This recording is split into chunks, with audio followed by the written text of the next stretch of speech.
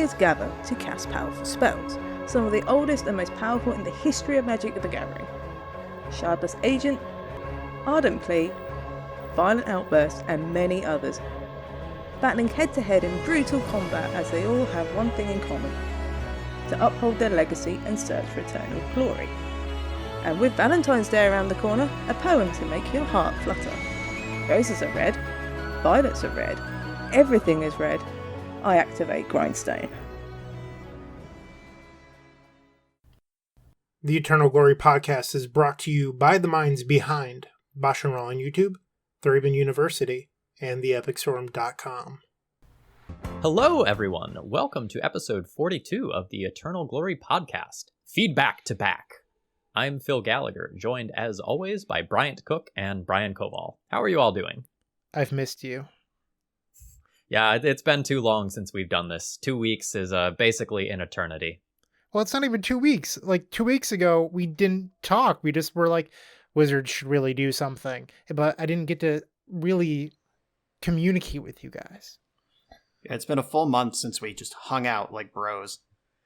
All right. Well, bros, what have you been up to? Well, my girlfriend got a new job since the last time we really talked. We met at work. We have worked together for the entirety of knowing each other, like our friendship leading up to our relationship, and since we've been dating. So we don't commute together anymore. I don't see her around the building anymore. It's a bit of a change, but mostly I'm just jealous that she got a new job, and I want one too. Well, congrats to her, and, who knows? Maybe you'll get those rich YouTube dollars to just keep piling in, and maybe you do that full time, huh? Yeah, when do I get that Tolarian Community College money? Trying to be Tolarian Harvard University. So outside of that, what have you been doing to keep busy? Well, I rediscovered 2 old shows that I enjoyed a lot when I watched them before, but I lost touch with them, and they both had several seasons available for me to binge. The first is Shameless, which I'm is on that show. Oh, yeah? Yeah. Like, actually? Like an extra? There is a Philip Gallagher in that show. Oh, yeah, he goes by Lip. That's right. Yep. He is one of the main characters. I forgot that's your name. I have been encountered by a few people drunkenly going like, "You like Lip from Shameless? Are you the same person?" It was very awkward. Did you inform them it's a fictional TV show that takes place in Chicago? I was from Chicago. That didn't help. Oh, wow. Okay. Blown out. Can All right. Phil talk in that drunken slur the rest of the episode? I would actually really like that. All right. So this Oko motherfucker, I'm done with him. Wow, that went from slurry to just mean. Phil's a mean drunk. I don't drink. I never have. So I have a lot of interactions with people using that voice who are like, "Oh my God, you are so brave and smart for never getting drunk like this. And it must be really annoying to be around people who are drunk as me right now." And I'm like, yep. I've had that interaction probably 500 times in my life. Yep. But anyway, Shameless. There are 11 seasons of that show now. I binged the first 7 4 years ago. And then I just forgot about it, because when you binge 7 seasons of a show, you're just kind of off it for a while. Like the 7th season, by the time I watched it, it was just work. I gotta finish now. But it's been 4 full years. There are 4 new seasons for me to enjoy, and the show is great. It's fresh again, and I'm enjoying that. Also, Attack on Titan is running its 4th and final season right now. And I didn't really watch the 3rd season. I watched 2 episodes of it, according to my streaming service. Looks like I watched 1.5 episodes of season 3. So I've binged all of season 3 and the first 4 or 5 episodes of season 4 at this point. And that show's great. I really liked season 3. I hope season 4 pays off in a big way, because I don't like how it started. I loved season 1 of that show, and I quit in season 2 because it was god-awful. That's fair, but you're also an anime person, and I am not. This is just... what I like about Attack on Titan is that it scares me. Not jump scares, not like a horror movie, but laying in bed at night thinking about like the existential dread of living in the world they live in, like genuinely, like to my intellectual core, is scary to me, and I really appreciate that. So, something parallels to the pandemic, something. All right, moving on. Fair. And my last thing I'm working on right now is I recently learned that renting out movie theaters for private parties is basically movie theaters' entire business model right now. Like, you could always do that. It was just really expensive. But now it's like $200 and you can bring 20 people. So like a normal movie ticket on like a Saturday night at an AMC theater is like $12.50. So for $10 a person, you're having a cheaper experience than a normal movie, and you get to hang out with 19 friends in an environment that is mostly closed right now. So I am making a real push to get that done for Godzilla vs. Kong. And it seems like I've planted the seed in other friends' heads who are going to be organizing around Ghostbusters and Dune. So I might have several movie dates coming up in the near future that I wasn't expecting. Yeah. Gotta get a little more creative than normal on the whole socializing front. And for those of us who made a run on AMC with the Reddit stocks, we need to prop it up where we can. Fair. Yeah.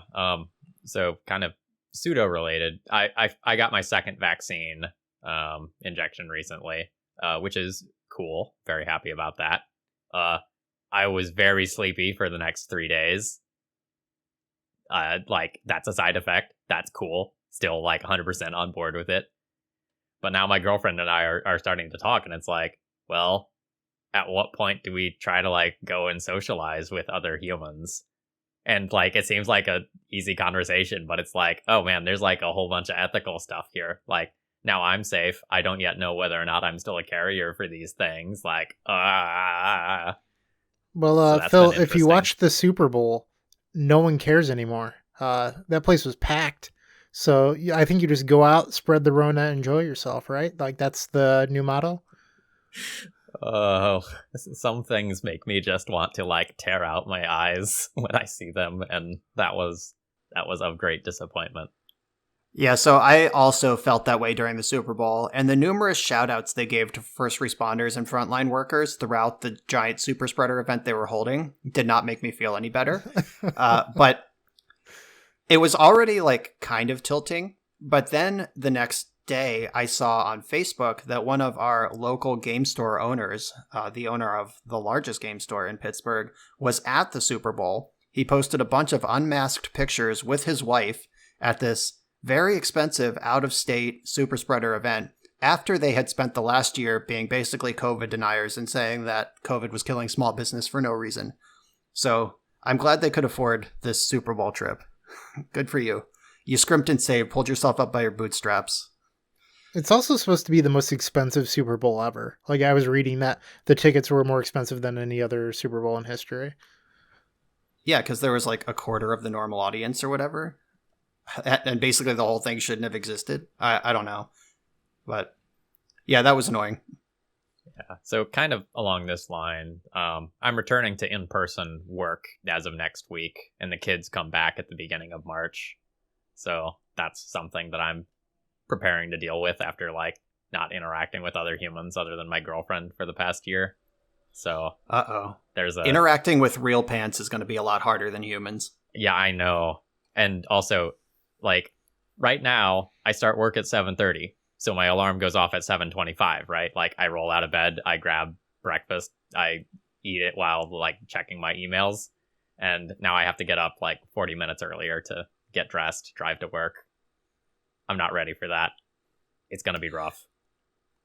Yeah, we've been back in person for about a month now, like I've mentioned, and when I'm working in the building, my alarm goes off at 5:15. I snooze a couple times, so I actually get out of bed at like 5:45, but my workday starts at 7:30. And today, my alarm went off, and I got a phone call in between the time when my first alarm went off and when I snoozed, saying that we had a snow day. So I got to turn my alarm off for 2 hours and then wake up at 7:25 like I was working at home. But that adds another fold. And I've talked about this with some other educators where our snow day's just dead now because we don't cancel school. We go virtual. We've done it twice now where, sorry, kids, that beautiful snow outside, no sledding today. You better be on your computer. I know in Virginia, they were keeping some of the snow days because of like teacher technology related issues in many cases. Like many of these teachers are not prepared to teach from home at, zero notice if their equipment is at school because they have like one set of school issued equipment or whatever. That's exactly what happened to me today. On our first snow day, it was a Monday morning and I work from home on Friday. So I just had my school laptop at home anyway, but I don't bring it home every night. But I guess I have to during the winter because today I had nothing. Even the app on my phone that can check my email, they recently revamped our email system at work, so I couldn't even do that. I tried to log in for the first time in months, and it just didn't work, got an error message. So I clocked in at 7:30, and I clocked out at 3:30, and I did nothing. Didn't even look at an email. So I hope nobody needed me today, because I didn't do anything. I couldn't. And they sent this text message to the staff that's like, the building's open if you need anything. But, like, am I supposed to drive in and brave the snow and weather that canceled school to get my fucking laptop so I can check my email? I don't think so. Yeah, I'm not looking forward to the next 2 weeks because I'm going to be working from the school while teaching remotely. And at home, I have, like, two 27-inch monitors, like, professional streaming setup, all the resources I could possibly need, fast internet, and now I'm going to try to work from school where someone else is using my classroom and I have worse resources and I don't have kids yet. The next 2 weeks are going to be very weird and I don't really know what I'm going to do when I'm at work. You're going to have to wear pants, Phil. God, I know. Yeah, this is really just a pants transition. Before we went live, I was commenting on Phil's pajama pants, and Phil was saying that he hasn't worn pants in months. And I think that's really what Phil's getting at here, is that he's not comfortable wearing regular pants yet. Yeah, it's going to be a transition. Everything is going to like be real tight. I don't know. Like maybe it'll be sexy. Who knows? Like maybe, we'll have to make the stupid sexy Flanders meme, but it's me. Like I don't know where this is going.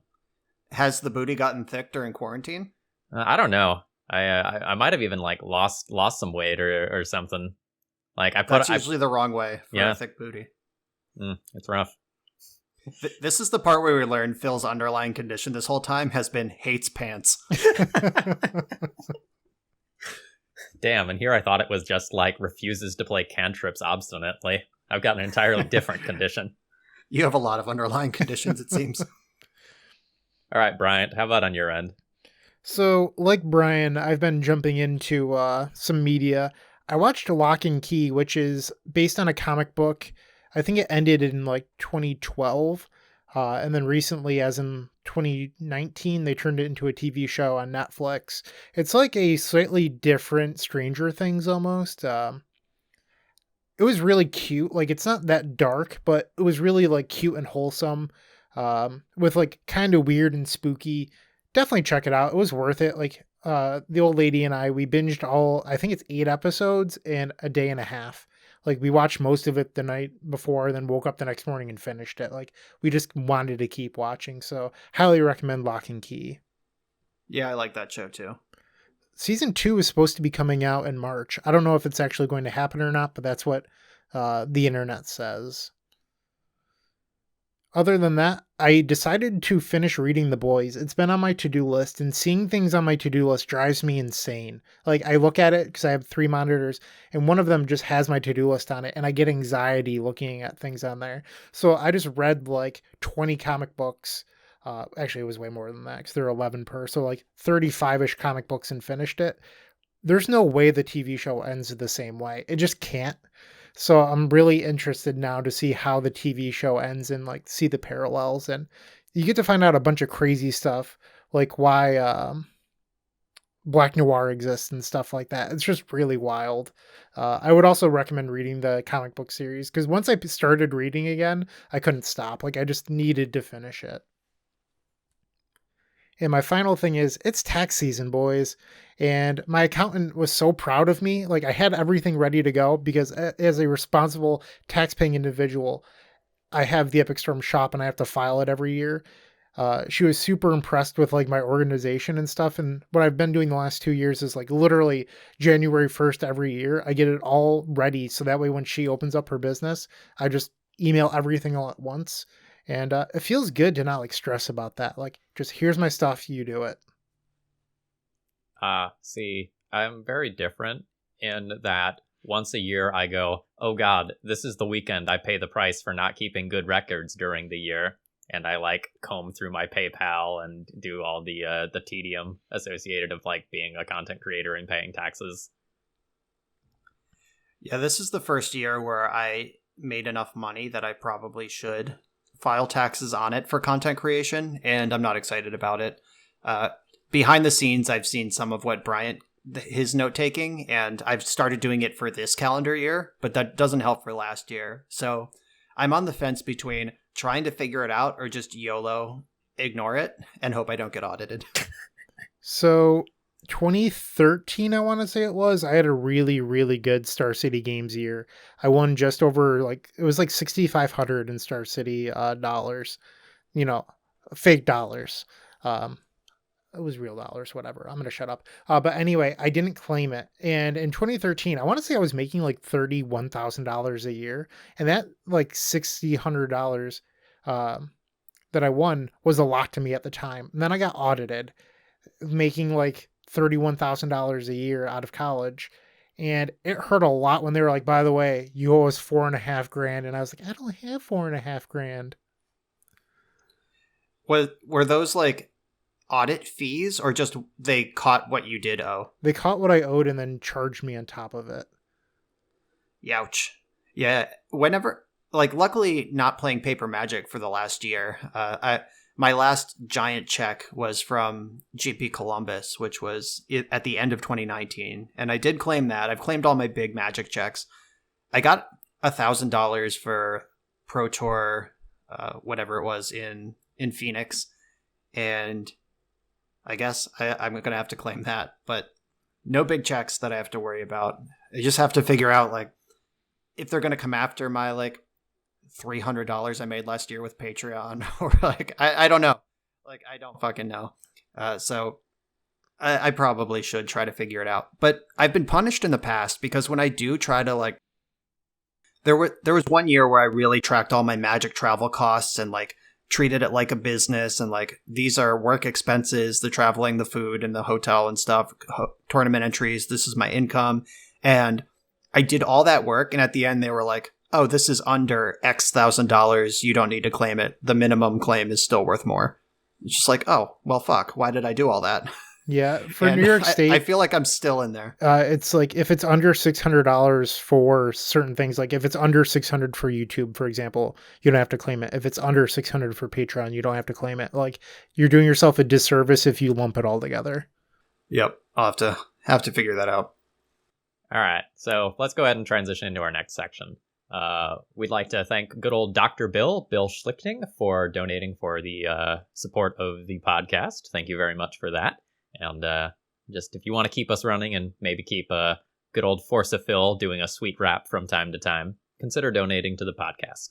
Wow. So people were supposed to guess who that was on episode 50. We only have 8 more episodes before people have to guess all of them, Phil, and you ruined episode 41.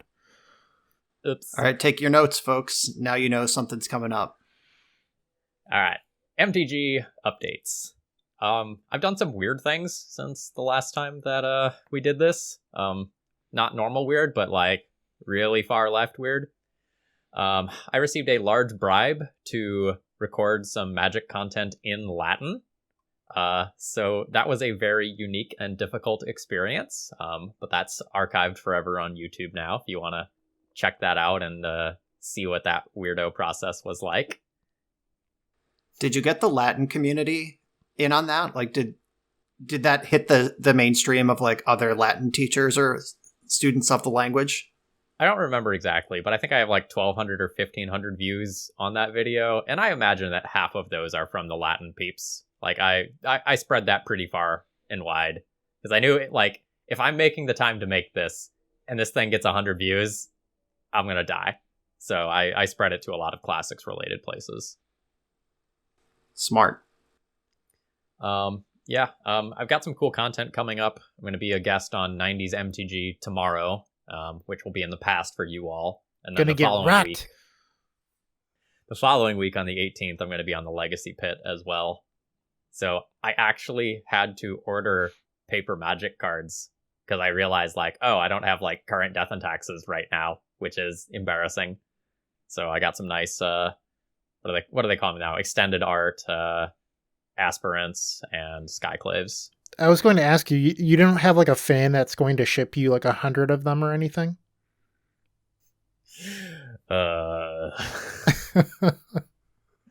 I love extended arts. Like I maybe I've said this before on the cast, but I'm like medium on foils. Like unless your whole deck's foil, or like, you know, like cards that don't exist get a pass. But unless your whole deck's foil, I really hate when people have like 22 foils in their deck. And I hate the commitment of, you know, like if I start a foiling something, I'm going to finish. So in general, for my own mental and financial health, I tend to avoid foils. But extended arts, they look hot and they're only slightly more, and you can mix them with regular non-foil cards. I love the extended art. That's made for me. I prefer foreign language cards, but I have a lot of Star City games store credit, and they didn't have foreign language, and they had full arts, so I made my choice. Hateful arts. They're the worst. Oh, Bryant. Crotchety old man. If it's not Japanese foil, it's trash. Exactly. But the real thing is that, like, I like my cards to all have a consistent theme, and so much of Magic's history, especially Legacy, doesn't come full art, and the fact that it's just like not one aesthetic drives me nuts. You know what else is not one aesthetic, though? Dual lands casting Tarmogoyf. Have you seen a Tarmogoyf? The frame on that thing is crazy. Like, it's unavoidable. There's nothing you can do other than just, like, be a maniac boomer and not put any new cards in your deck. Find evidence of me ever casting a Tarmogoyf. All right, it probably wasn't in your Rug Delver winning list, was it? Though, Oko, Thief of Crowns, also Magic card. Any Planeswalker, really. I mean, they're all just ones and zeros when they're online, right? Yeah, I guess. Beep boop. Yeah.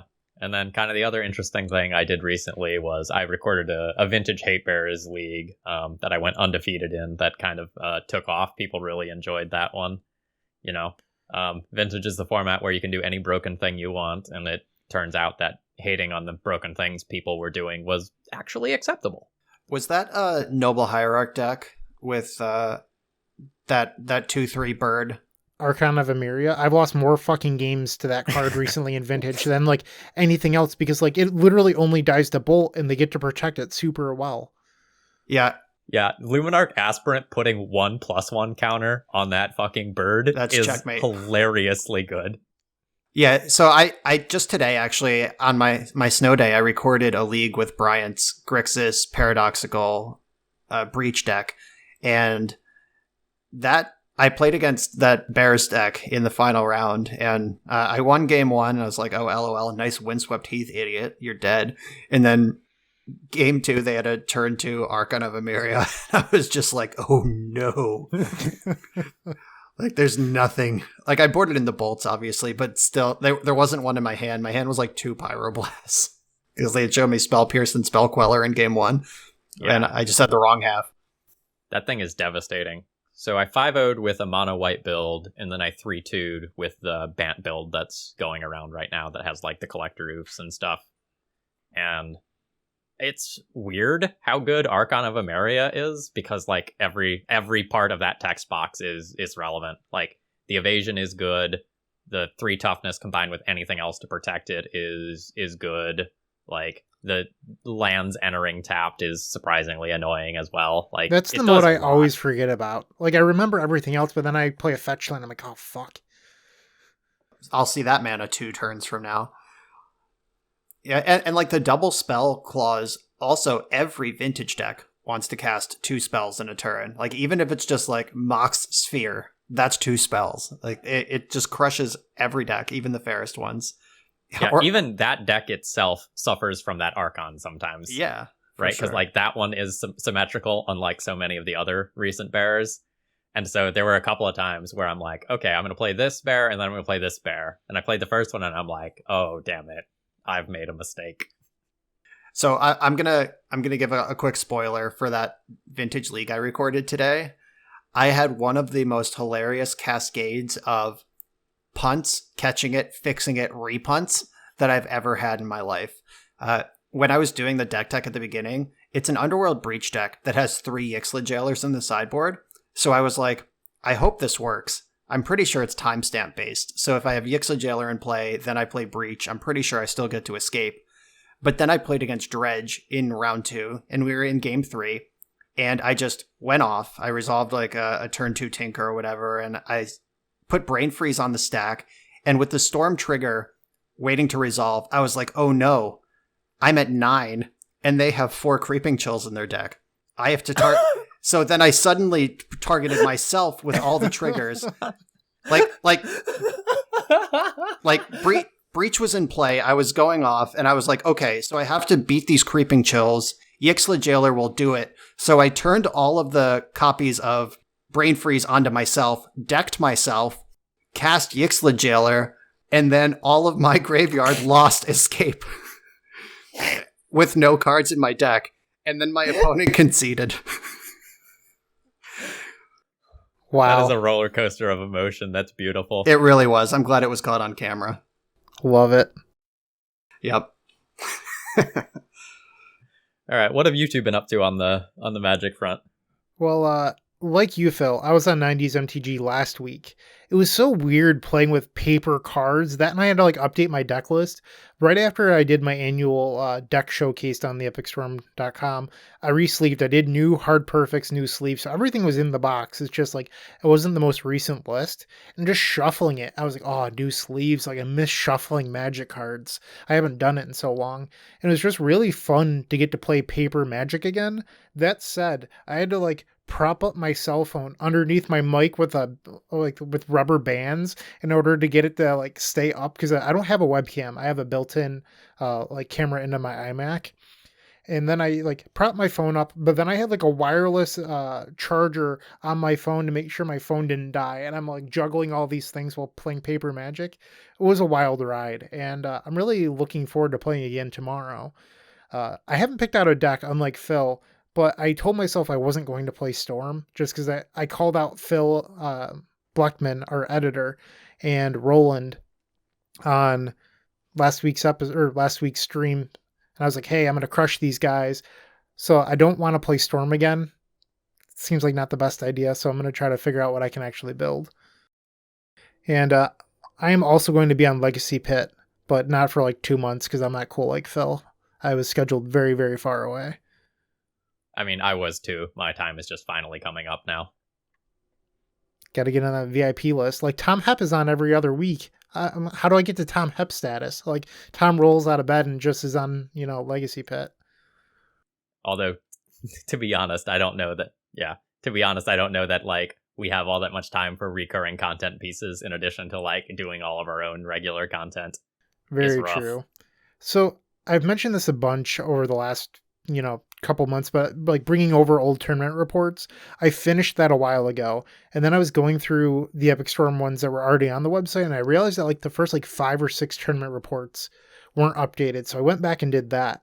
And it was so weird reliving a bunch of those tournament reports because it's still in the 4 probe, 4 therapy, 4 empty era. And just reading all that stuff, I got like chills about how good that version of the Epic Storm was. And I was just like, oh my God, like it was just so broken. So many games were just like, yeah, I played Therapy Enforceable, saw they had nothing, made 14 goblins, therapied them again, I won. Like that was just stupid. Like I don't know why I was allowed to do that for so long. I agree. That it's really nice when you get to like play one of those versions of the deck where it's just like, it feels like I am like the top predator on the metagame and no one else has the message. Like, there are just certain times where, like, if you're on the right deck, you are just feasting, and it feels so good because your win percentage will, like, literally be 10% or higher than normal. The next item was somehow we managed to get Luis Scott Vargas on theepicstorm.com. So if you want to read what Luis had to say on the Epic Storm for Infernal Tutoring, make sure to go check that out. Luis's answers were pretty good. I was on Cardboard Live last week. We did a double Scalding Turn giveaway. That stream is up on the Epic Storm YouTube channel. If you can, support Cardboard Live. They're doing something really awesome. They're building their own streaming service. A lot of people joined the stream for the giveaway, which is really awesome. Got a bunch of people to register, but there's also some people in chat complaining that they didn't have all of Twitch's functionality out of the gate. I think it's just important to let's manage our expectations for an up and coming company. Like they were like, why can't I do this, or why aren't there emotes yet? It's just like they're building a platform. All this stuff comes in time. Like Twitch wasn't built overnight, just like how Amazon wasn't. So, like be a little, I don't want to say gracious because that's not the right word, but respectful maybe? I don't know. Chill your shit is what he's trying to say. Yeah. Well said. Well said. Brian's a man All of right, words. Brian. How about you? What have you been doing? Well, I had a collaboration with Phil and Dukes on Twitch. A new episode of Deep Analysis is coming out tomorrow at Right Now, which is in the past for the people listening to this, and was the future from last week.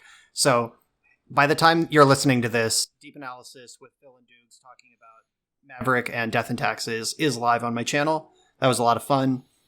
Those are so much work. Oh my God. I know I've mentioned it before, but I got called back into work after we recorded, but before I edited that video.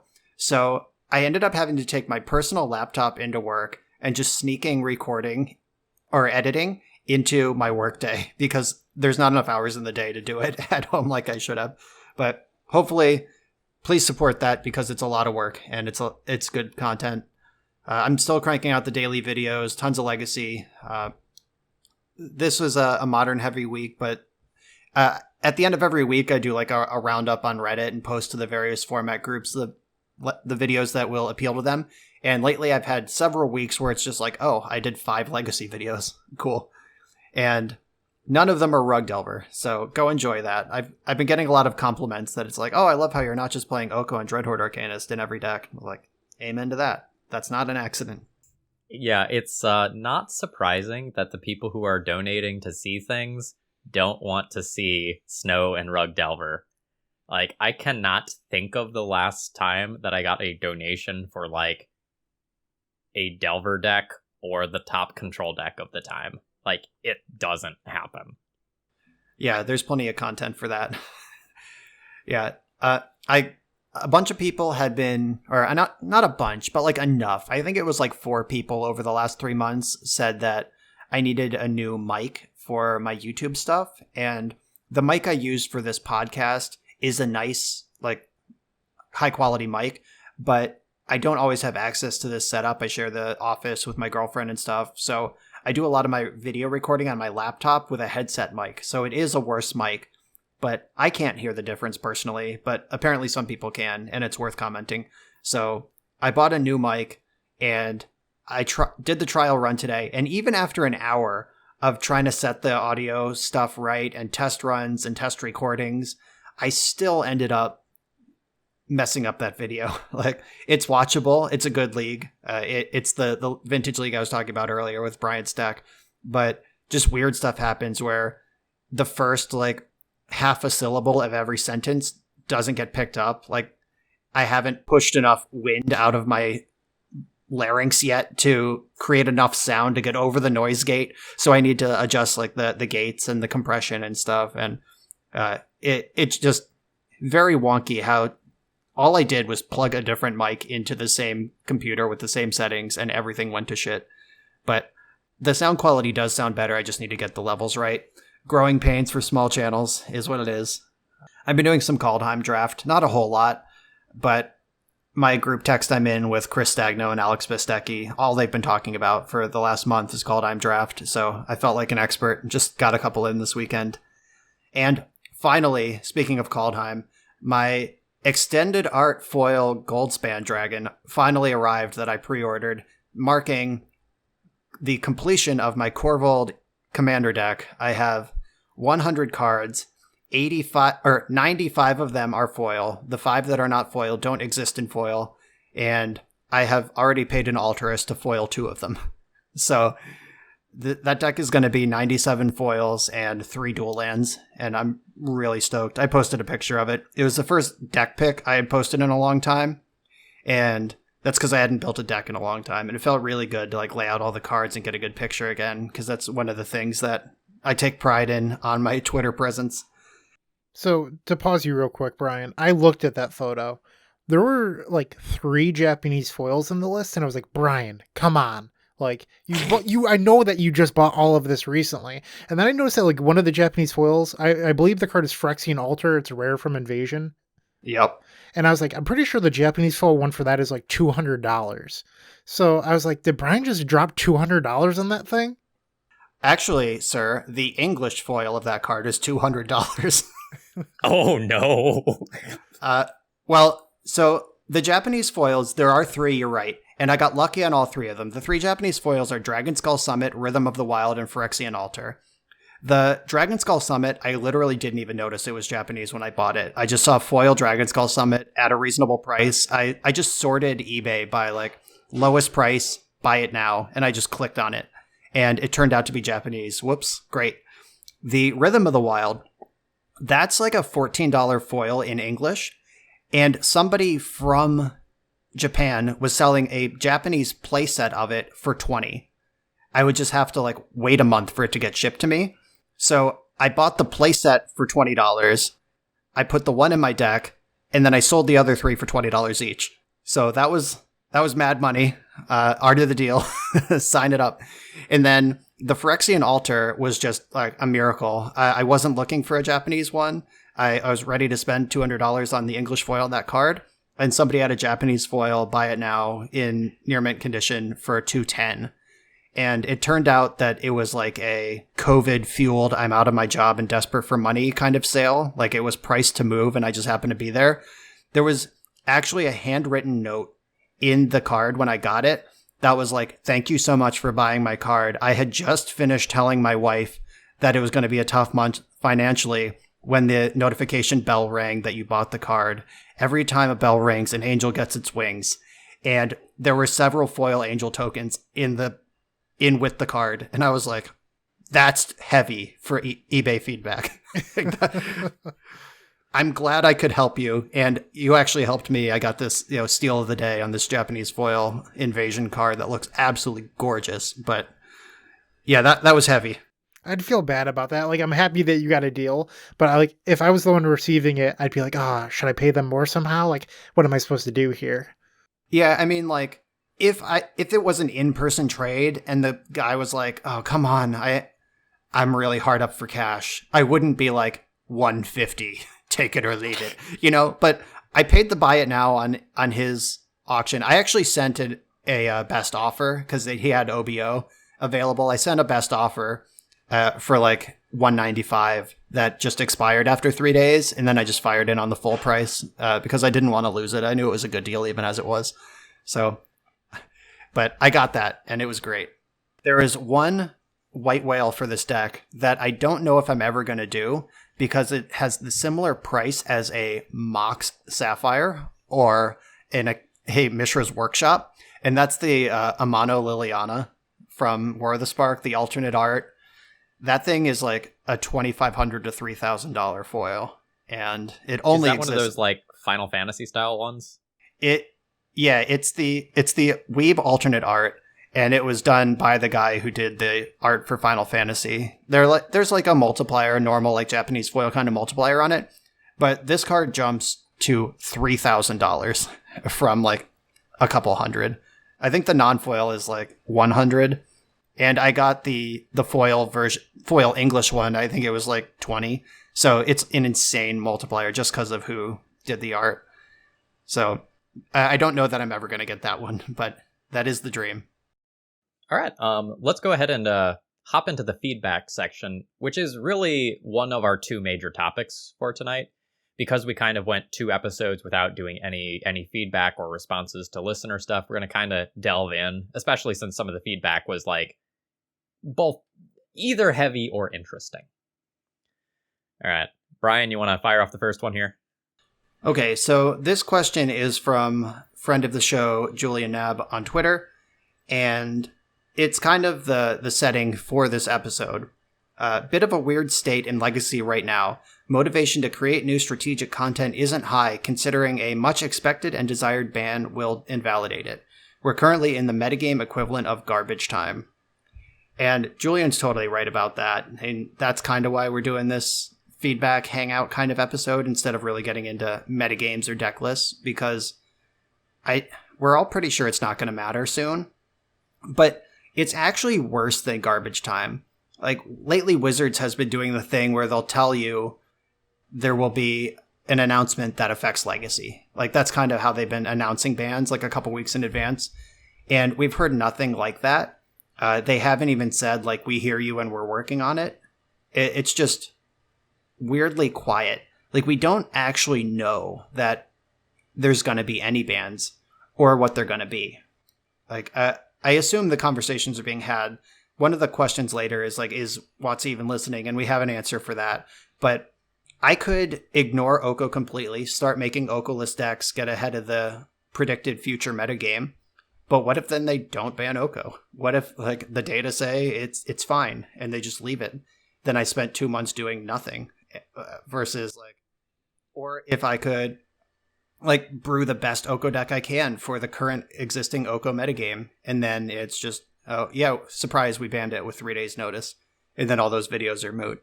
So, I don't know. It's really tough to be making strategic Legacy content right now. Especially, like, now that I make a daily video, I schedule 2 weeks in advance. Like, it's not like I record today and you see the video tomorrow. I need to try to stay relevant weeks in advance. And it's really hard right now. So something I've been doing, because I've honestly felt a little burned out on Legacy recently, is I've just been recording more formats. Like, if you look at the Epic Storm YouTube channel, you'll see that, like, Monday was Legacy, Tuesday was Vintage, Wednesday was Modern, and Thursday was Pioneer. And then maybe I'll double down again on Legacy on Friday. But I'm trying to not play too much of it. And, like, I played Doomsday last week just so I could play something different. Just, like, it doesn't feel fun playing this format at the moment. And I'm not trying to be a complainer. It's just, like, it's the harsh truth that, like, we are kind of in garbage time and nothing we do really matters. I posted a YouTube video today that I didn't bother to advertise because the league just went so badly and it wasn't fun for me and it wasn't fun from the viewers.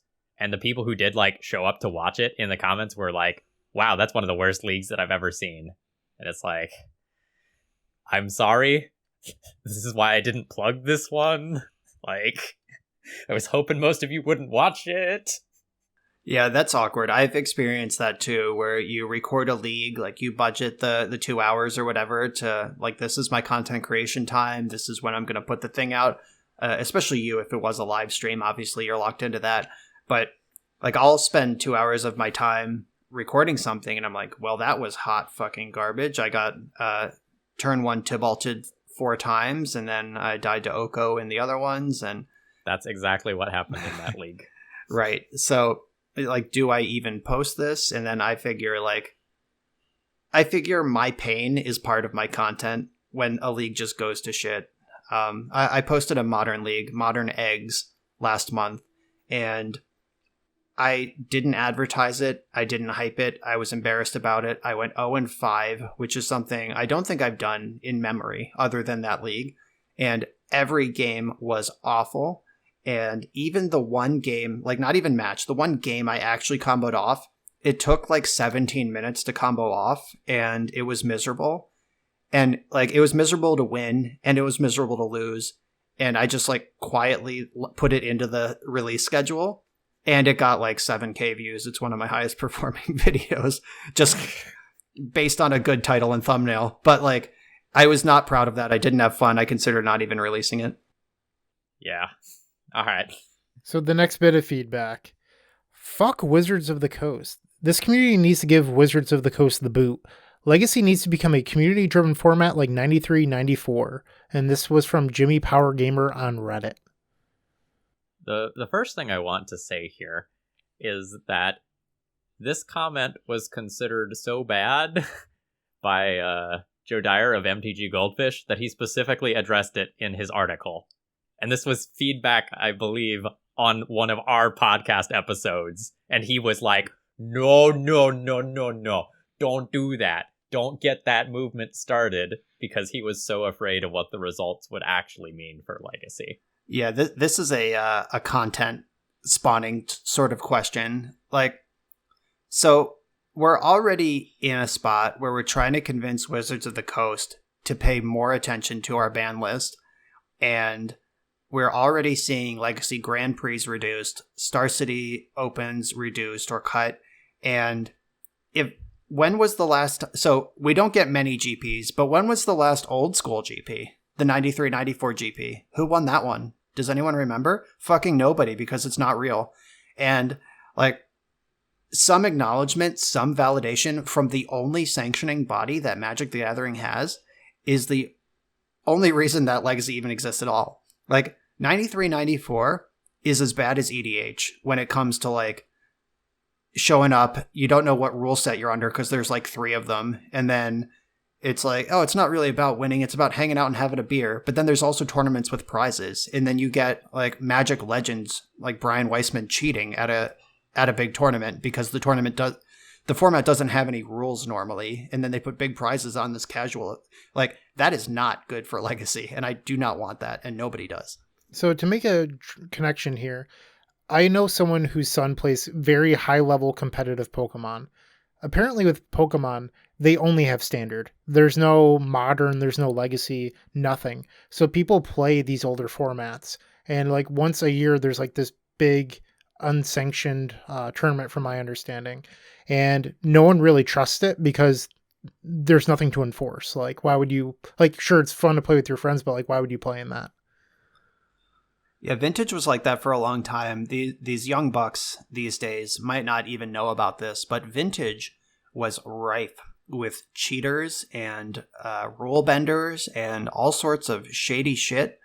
Like, you hear all these like glowing reviews of the old school Vintage community where we just handled everything like men and we didn't need judges and this and that. And that's all a fucking smokescreen to hide the cheating. Like, there were some good people, sure, but like, it was not good. And I remember at one of the first Eternal Weekends, like when Eternal Weekend moved from Gen Con to its own weekend, Abe Corson was the Vintage head judge. Abe is an old school Vintage dude. He's been around the Star City Power 9 circuit its entire existence. Like, Abe knows what he's talking about.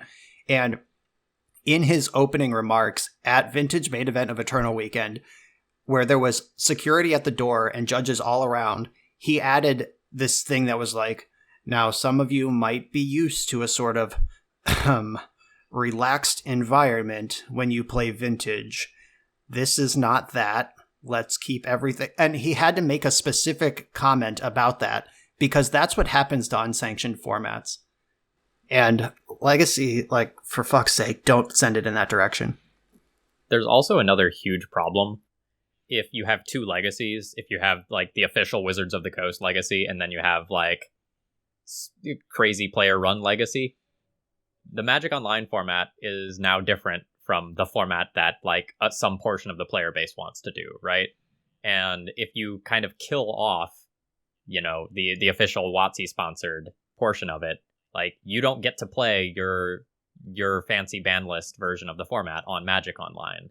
Well, guess what all your content creators are using to produce their content? Guess why all of your grinders are invested in this format? It's because, like, they have challenges they can play in on the weekend. You know, they can potentially grab PTQ invites and things of that nature. Like, if you try to splinter the format and you take away, like, motivation for the grinders to play, and your content creators have a harder time producing content for the format that you enjoy watching, that is going to lead to a lot of long-term negative repercussions on the format, and people are going to lose interest. So another thing about that is, so the 3 of us came together and we chose 2 cards that we think could leave the format in order to improve it. I know for a fact that I'm in a couple chat groups where there's individuals in there that are known legacy, like, all-stars. They want 10 cards gone all at once. I don't see eye to eye with those people. And that's fine. Like, you don't need to agree with everything with your friends or whatever.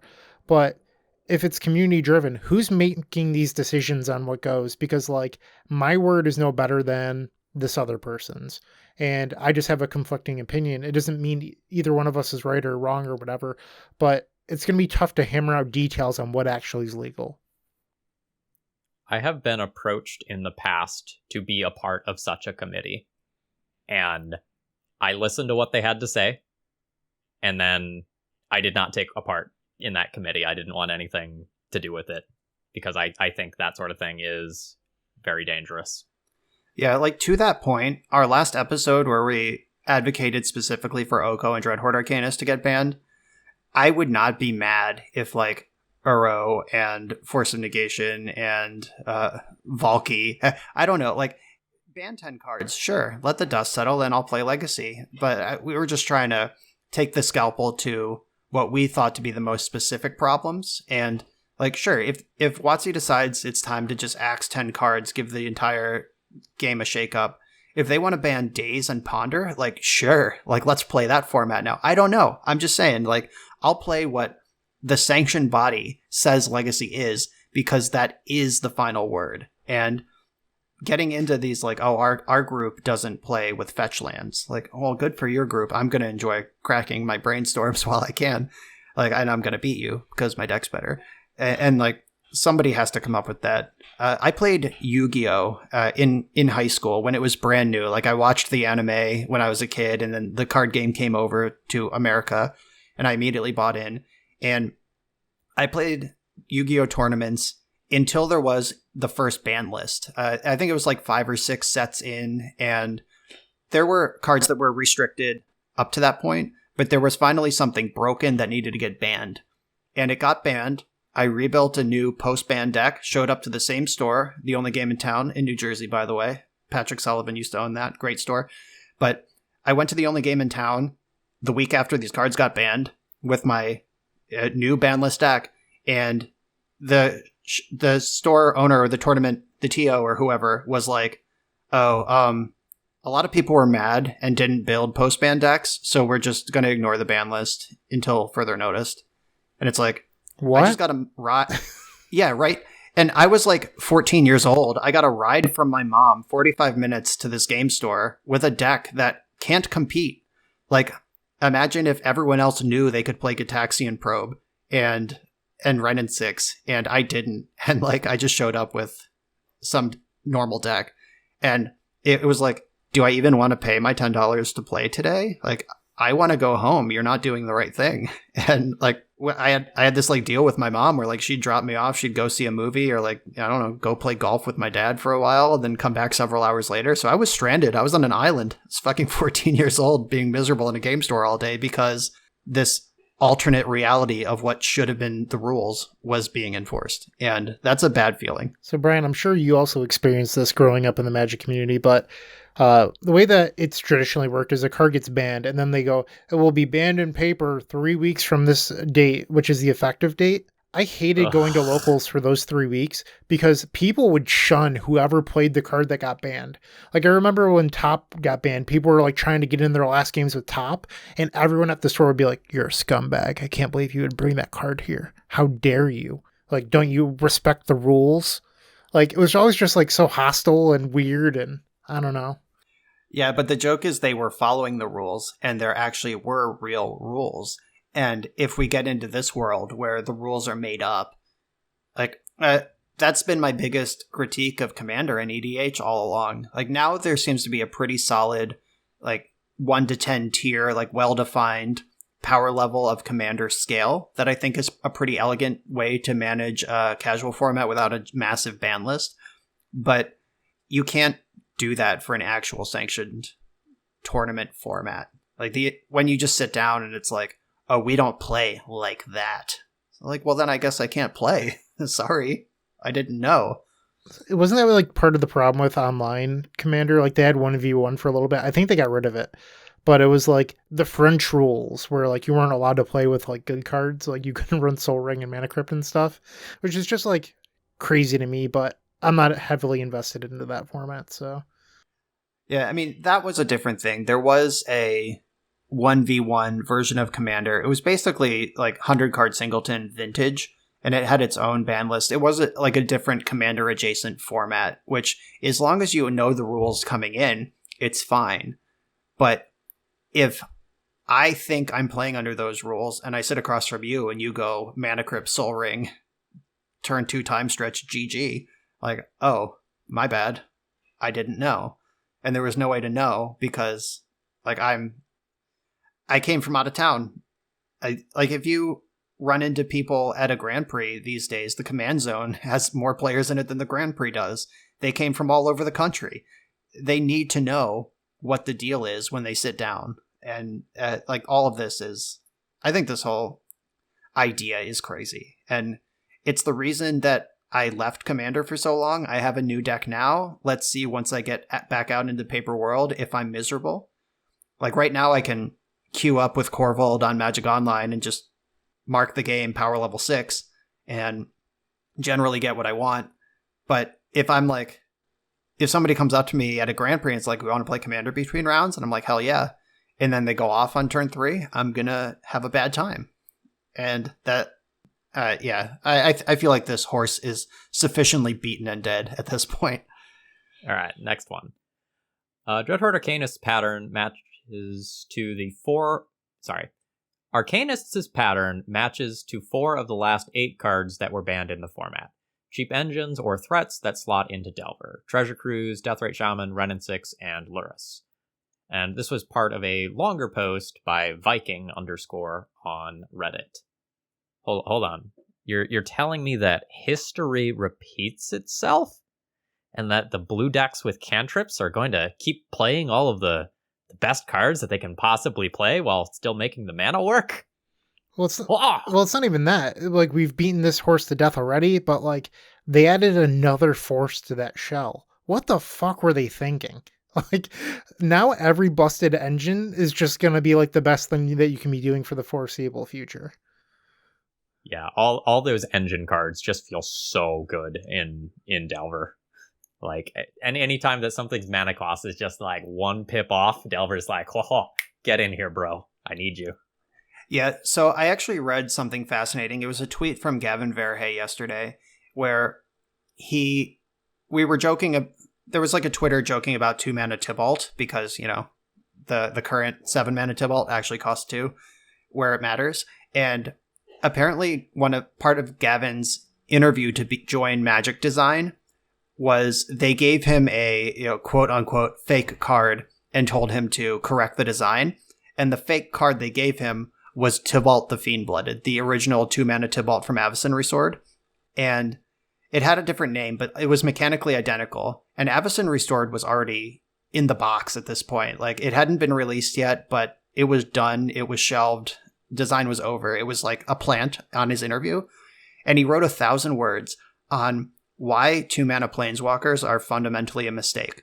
Like, they're either going to suck and just be a 2 mana Planeswalker for the sake of it, or they're going to be completely unreasonable if they're even remotely playable. And 9 years after he wrote that, we got Renin 6. And it's just like... It's a really cool read. I highly recommend it. Yeah, it was actually like really fascinating. It's on his Twitter. Check it out. If you have Twitter and don't follow Gavin, I'm actually going to talk about Gavin in the next question too, because he's just such an important front-facing community member from Wizards of the Coast. But it was a really good read about why the idea of a 2 mana Planeswalker is fundamentally a mistake. And the thing about Planeswalkers is that they're permanents that generate about a card's worth of value per turn. Like, it just in a vacuum, that's what Planeswalkers do. Deathrite Shaman the joke was it's a 1 mana Planeswalker. Renin 6, literally a Planeswalker. Dreadhorde Arcanist, pretty close to a Planeswalker. Lurrus, pretty close to a Planeswalker. So that's the kind of thing that any 2 mana stupid thing can slot into that spot just fine and pushes Delver from tier 1 to S tier, just like that. And because this sort of thing happens, some community members have argued, like, hey, do we need to get rid of Delver or Daze or Ponder or something like that to just kind of generically weaken this shell so this sort of thing doesn't keep happening again and again and again and again? Yeah, we've talked about this before a long time ago on the cast, but Blue Black Delver was dominating Pauper a little while ago. It was right after they printed foil, or they downshifted foil to common in one of the master sets. And so then Blue Black Delver had Force of Will, basically, in Pauper. And we thought there was going to be bans, or we knew there were going to be bans. And then they ended up hitting Days, which nobody saw coming, except for Wizards of the Coast. And it turned out to be really great. Like that was just a really smart ban. And I don't miss it in the format. And like a lot more games just play better. And like I'm not advocating for banning Days in Legacy. Legacy might be the right power level for Days to exist, but I'm just a card like Days getting the axe would not break my heart. All right, our next one. Does anyone from WotC ever hear this stuff? Like, do we have anyone who ever reaches out from headquarters and lets us know that they hear our concerns or responds in any way? Maybe not on Reddit, but somewhere? Anywhere? This is from Borisar on Reddit.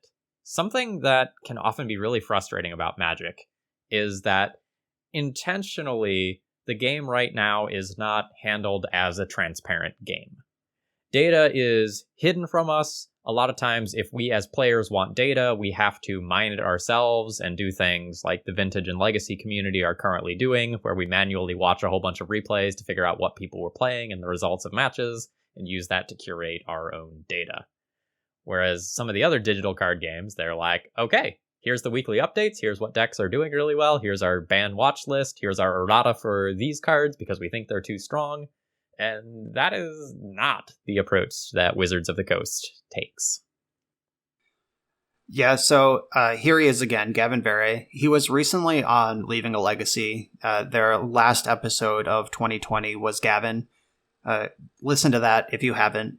It's always really cool getting a real conversation with an entrenched WotC employee. But he's made it very clear in that episode that yes, he sees this, yes, he hears this, yes, he relays it back at the office.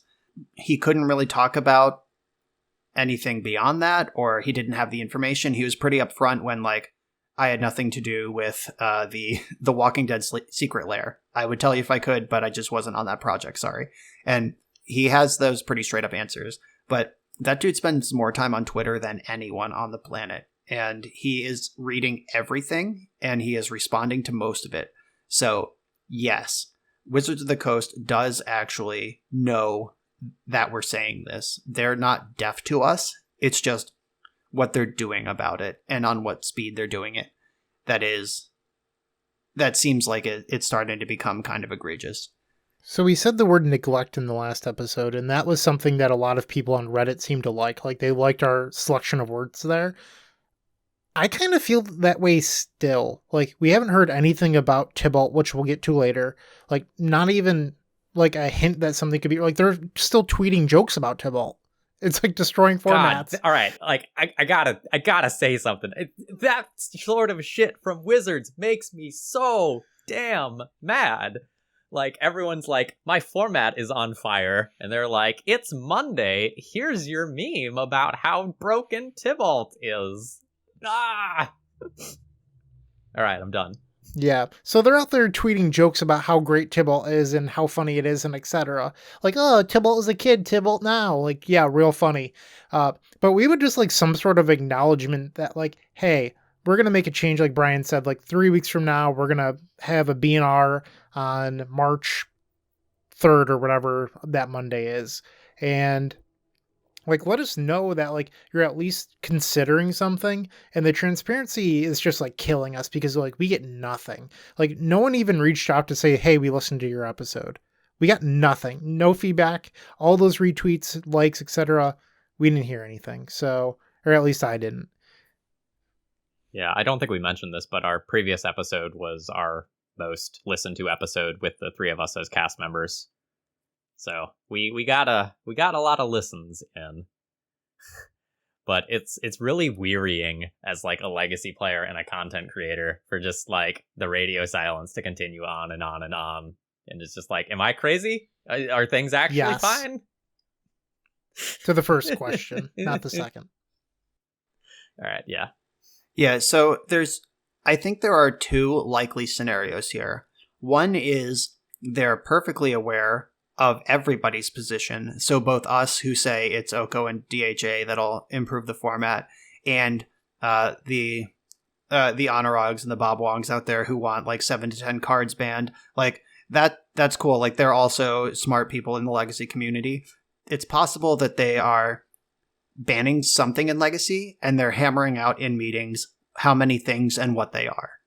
The other is we're producing new products at a breakneck pace, just the secret layers, the supplemental sets, the scheduled sets, the arena exclusives, just all of this stuff, and we don't have time to worry about Legacy. Like, those are the two, I think, reasonable forks that we could be going on in WotC headquarters right now. And I have known some people who have contracted with WotC. They've been in the sort of meetings where business strategy is discussed, and obviously they're under NDAs, so they couldn't tell me a whole lot. But I've heard from numerous sources that however much of a drop in the bucket you think competitive Magic is compared to Commander and Draft and EDH, it's even smaller. It is smaller than you think. Like, I am already like pretty sure, like I've known for years that tournament Magic, and I'm not even talking about Legacy, I'm talking about Grand Prix and the Pro Tour, is a drop in the Magic bucket. Those don't really sell packs, they don't really pay for themselves. But it is smaller even than I thought it was. And Legacy is a tiny little drip 4 formats removed from Standard. So just have some realistic expectations about policy or about like priorities, where like if the Legacy community just sounds like a bunch of petulant children who always want more, then they're, I don't know. They could axe Legacy tomorrow. Like, Legacy is no longer supported. Good luck out there. Handle it yourselves 93, 94 style. And is that better or worse? Like, I'm not trying to be an apologist. Like, they do, if they're going to sanction the format, they should spend some time on it once in a while, especially when it's this bad. But, like, it's really not a priority for them. So, going back to your drop in the bucket thing, I am good friends with someone who owns the game store that I play at here in Syracuse, New York.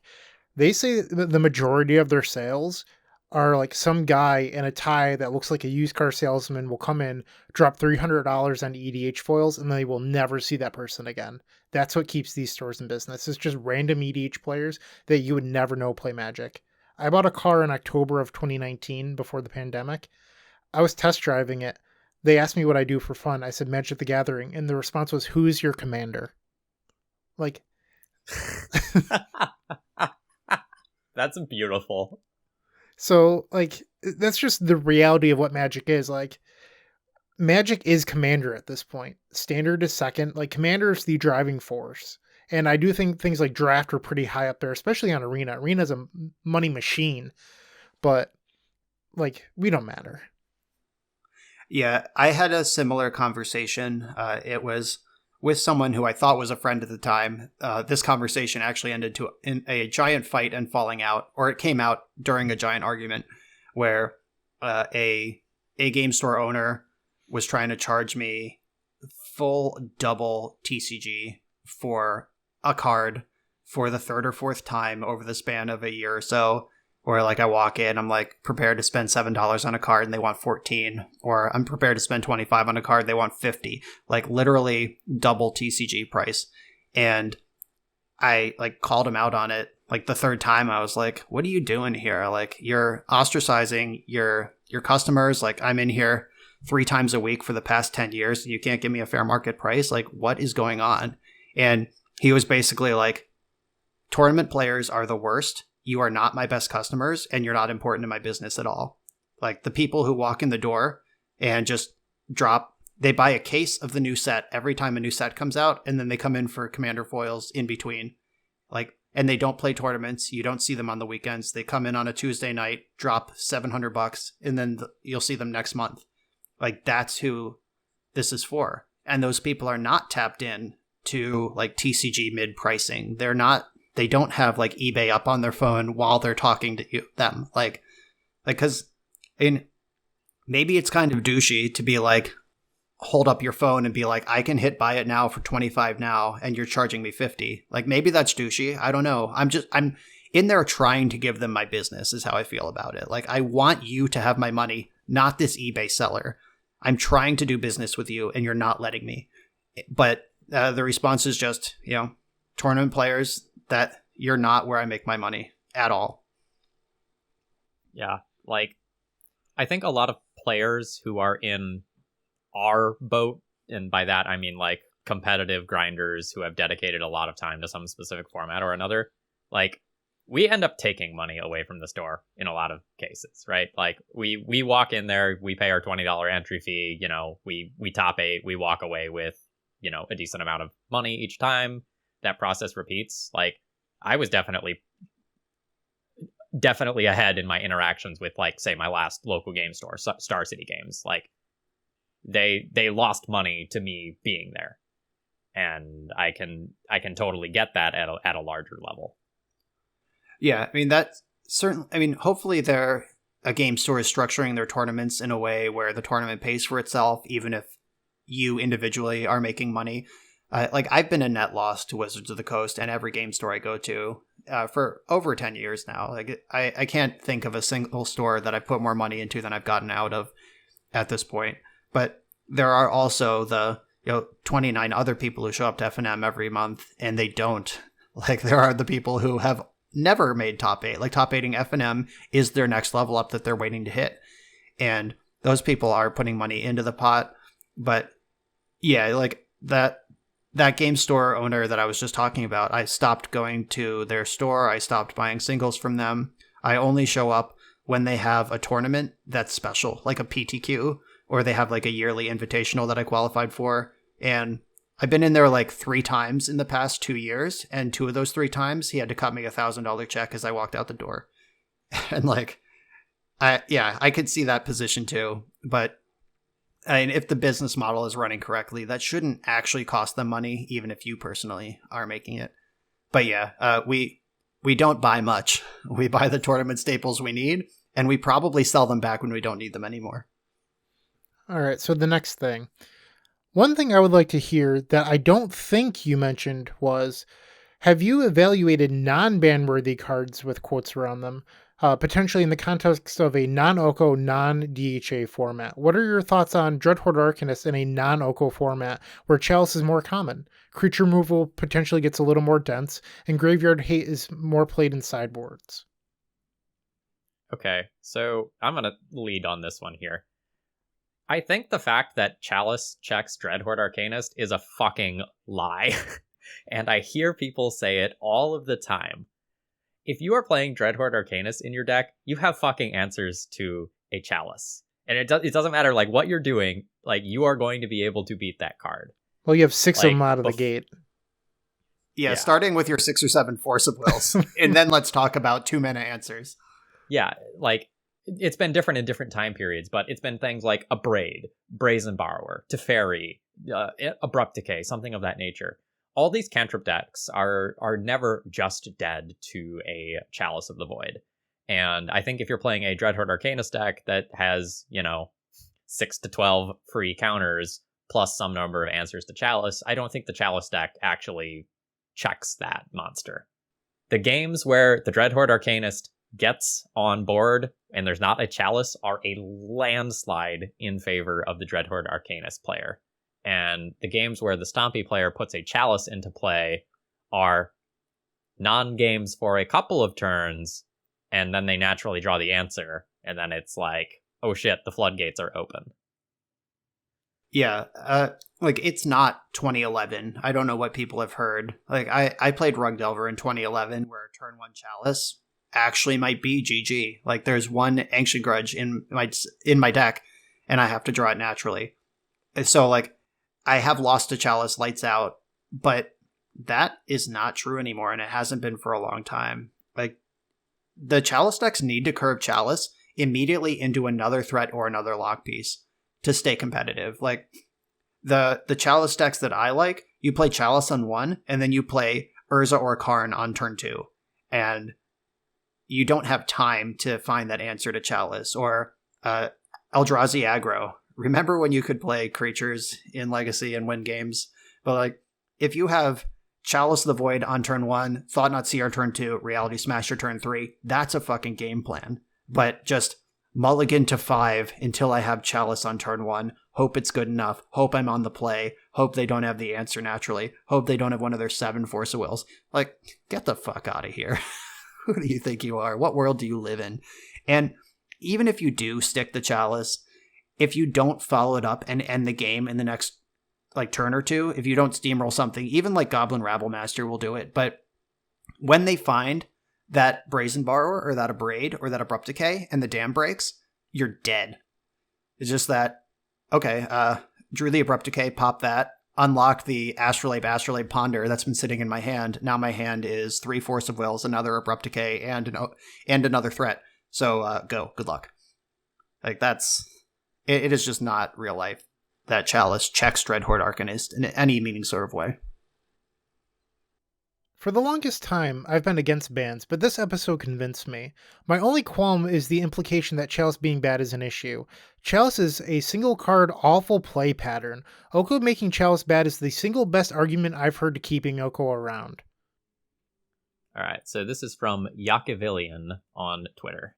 And I guess let's what bullshit. Let's talk Chalice like, more. Are you kidding me? You don't get to choose what's a great play pattern. Like, people enjoy different things about Magic, and Legacy is what we're here to talk about. Phil likes Chalice. Phil likes Karn.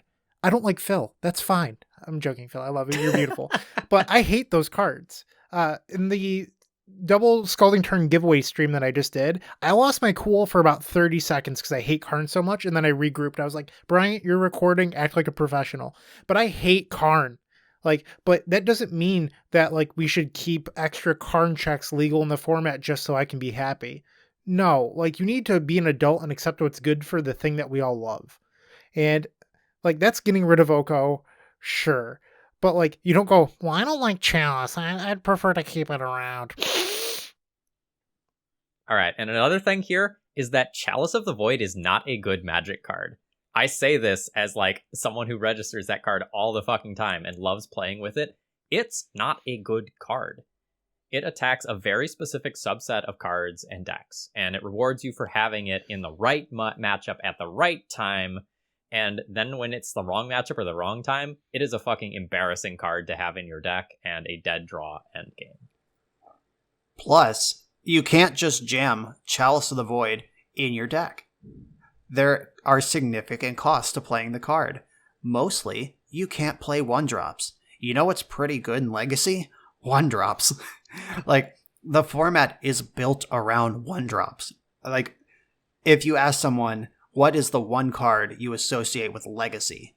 You're going to get Brainstorm 9 out of 10 answers. And like that, like Brainstorm, Ponder, Swords to Plowshares, Dark Ritual, Noble Hierarch, fuck it. Like the number of like 1-drops, like pick your deck, a Green Sun Zenith, like it's 1-drops are good. Like I don't need to convince you that 1-drops are good. Obviously you understand mana curves, but like you don't get to play them in a Chalice deck. And then on top of not having 1-drops, you then have to play weird ways to get more mana because Chalice of the Void on 1 is a 2-drop. How are you going to get to 2 mana on turn 1 before your opponent gets to cast several 1-drops despite your Chalice? And you have to play cards like Ancient Tomb, which are a huge liability against a Delver of Secrets metagame. You have to play Mox Diamond, which is card disadvantage. You have to play Simian Spirit Guide, which is card disadvantage. Like, there are serious deck building costs to putting Chalice of the Void in your deck. And even then, everything Phil said is still true, where you draw that thing on turn 3 instead of turn 1. Nice job. You need it turn 1 for the matchup. You mull to 5. It gets forced. Good job. Like, that's... It is just, like... I hate Chalice of the Void, too. Like, I don't think that card is fun. I don't like it. I'll put it in decks like Urza because it works, but I wish Chalice didn't exist.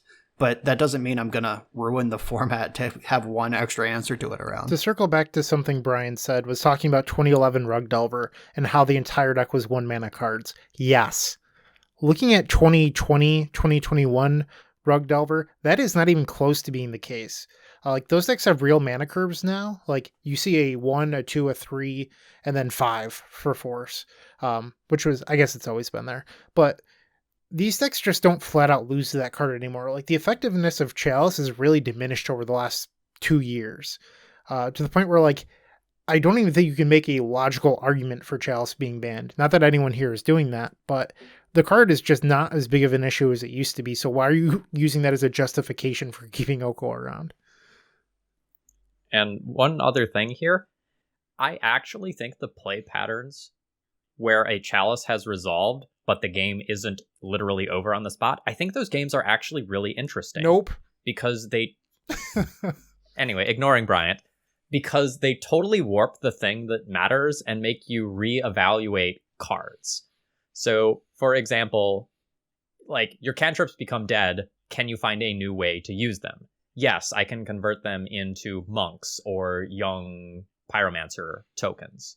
Or I'm playing a storm deck, I have these cantrips in my hand, they're going to sit there and rot. No, actually, I need to cast them because it'll work towards threshold for my Cabal rituals and get me Hellbent for my Infernal Tutor so that I can actually win through that Chalice.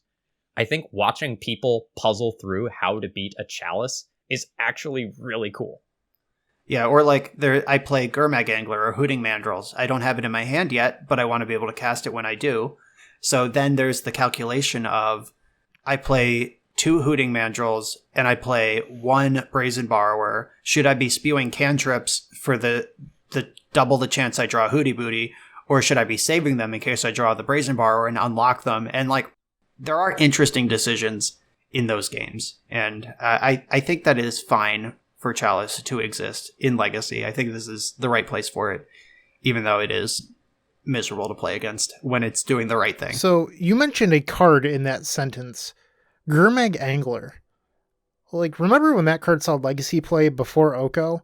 I remember specifically the let's ban Deathrite talks and reading Reddit and people going, no, I really think it should be Gurmag Angler that leaves. That's the problem in the deck. Everything else dies to Lightning Bolt. And now, like, when was the last time you saw someone cast a Gurmag Angler? The Legacy practice room? Like, the card does not see play. I played one in Pauper on the channel last week. So, but yeah, that's just because all of the best cards are blue and green right now. Like, if you're not building your mid-range blue deck to support Oko, you're just doing it wrong. Like, Hooting Mandrills is getting play because Rug Delver's a green deck. If we get rid of Oko and Grixis and Bug Delver open back up, then you might start seeing Gurmags again. All right. Next one. I've sung enough about Chalice of the Void and its splendor and wonder and glory. I do find it curious that ban discussion always centers around what cards could be banned to improve the health of the format, but never what could be unbanned in the pursuit of the same goal. And this is from Crottle in the context of Legacy Unchained and Mystical and Vampiric Tutor. Can I go off before Brian says his logical answer? Yeah, sure, go for it. This makes me so angry. And it happens, I read it in almost every single ban discussion thread where someone goes, well, I watched Legacy Unchained and Mystical Tutor didn't seem like a problem there. Yeah, well, you also got to run 4 Wheel of Fortunes. Like, there was a bunch, like 4 Tolarian Academies. Like, sure, Mystical Tutor doesn't seem great when you get to run 4 of the best cards. You could run 4 Yawgmoth's Will. Like, of course I'm not running Mystical Tutor. But that's not, like, Legacy Unchained and Legacy are 2 different things. And please, for the sake of my sanity, please quit comparing them. Like, they're just not the same thing. Like, unbanning 20 cards to see what would happen is very different from what Legacy is actually like. Terminus, for example. 1 mana Mystical for Terminus is really good. Or if you're playing a Delver deck, you can now chain the Time Walk. I forget what it's called. Temporal Mastery, maybe? And yep. Like, why would we want to give Delver a tutorable Time Walk? Thought experiments like Legacy Unchained are not useful for figuring out what is an appropriate power level for actual Legacy. And I would just like to inform you that Vintage already exists. You can play all these cards. It's called Vintage. Like, check it out sometime. Great format. It's really fun. Yeah, it is a great format, but it has an identity where you expect things like Mystical and Vampiric Tutor to happen, versus Legacy, where I don't think for 1 second the solution to Oko is go faster. Like, becoming a turn 2 format to beat an oppressive 3-drop is not good. Aren't we seeing that right now? We are seeing that right now. Yeah, so we're going to talk about Tybalt at the end of this episode, but yeah, like, if you want to play like Legacy Rug Delver against Vintage Dark Petition Storm and just see if you're having a good time, like, just, I mean, let me know how that goes, because it's going to be bad. Like, it's not going to be fun. And then the arms race pivots from, like, the mid-range arms race, which is an episode we did about a month ago, into the turn 1 arms race. There was an old joke about Vintage where the early game is deck building, the mid game is registering for the tournament, and the end game is turn 1. And that's not really true about Vintage either, but that doesn't sound healthy. It's not fun. It's not funny. It sucks.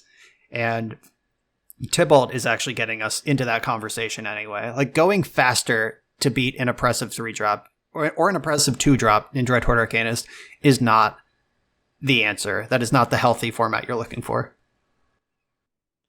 All right. So the last one that we've got for our feedback section wasn't actually feedback from the podcast. It was just something that happened on Twitter, but I figured it was a good one to port to the podcast because it's actually pretty interesting. So this one was directed at Brian. You've been recording a wide variety of decks for YouTube lately. In what ways do you think variety helps and hinders your play? And this was from the Mind Chasm on Twitter. Yes, I'm sure Phil's going to want to answer this too, because he's in basically the same content creation space as me. But it's a mix. People who watch my content know that I'm not afraid to charge into some punts in the name of science. Like, I promise you, I really don't play 6 leagues with a deck, get really proficient with it before I record. I'm usually recording the first and only league I'll ever play with that deck. Sorry, I don't have that many hours in the day to get perfect. But seeing me learn more than seeing me play perfect, and like, instead of, as long as I'm like, oh, okay, if I had sequenced it this way, I could have gotten around that Spell Pierce, rather than like, oh, bullshit, they had the Spell Pierce, they're so lucky. Like, as long as I keep that positive educational mentality, I'm fine losing because I made a mistake. The point is that you watch the content, or I play the decks, and I learn there, so I'm not learning in rounds 1, 2, and 3 of the next Legacy Grand Prix. I should already know this shit by then. So I do take losses because I've never played with certain things before. Like the story I told earlier, I've never had Yixlid Jailer and Underworld Breach in the same deck before, and I learned on camera the hard way about how you play those 2 cards together. So that happens. But then at the same time, because I had Yixlid Jailer and Underworld Breach happen to me the hard way in this league, I'll know exactly how that works for the rest of my life. Like, anytime 2 cards are going to interact, or 2 weird things are going to interact, like, it never occurred to me until I played my Bogles League a couple weeks ago that Oko would remove the First Strike, the Lifelink, and the Vigilance from Daybreak Coronet, and the draw a card off Curiosity, and just make a big elk.